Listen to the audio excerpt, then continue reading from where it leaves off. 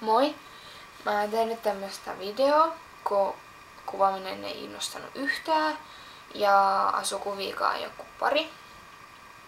Sitten ei ollut mitään kauheasta asiaa oo, mutta huomenna ja keskiviikkona ei tuu postausta, koska me lähdetään luokan kanssa leirikouluun Espooseen semmoiseen johonkin urheiluopistoon. Että siellä tulee olemaan ihan särän kivaa ja odotan sitä innolla. Niin sinne mä oon nyt pakkailemassa, että mä jätin näytelmätunninkin väliin.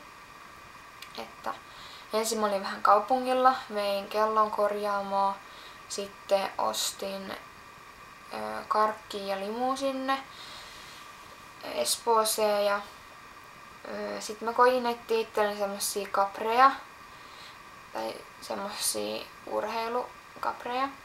Mut sitten ne oli 40 €, sit mä en löytänyt mistään muualta, niin mä en vittinyt ostaa. Et kyllä mä sitten pärjään ilman niitäkin. Ja sitten mä oon nyt pakkailemassa. Ei tää hirveän hyvin edisty, ihan rehellisiä ollaan. Tässä on lista. Tää.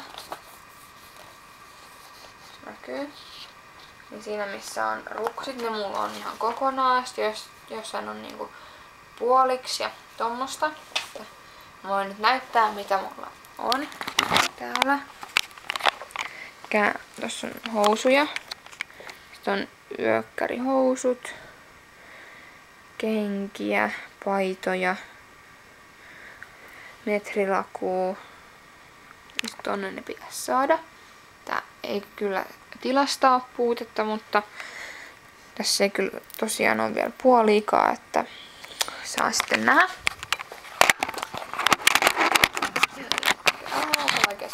Noin. Niin.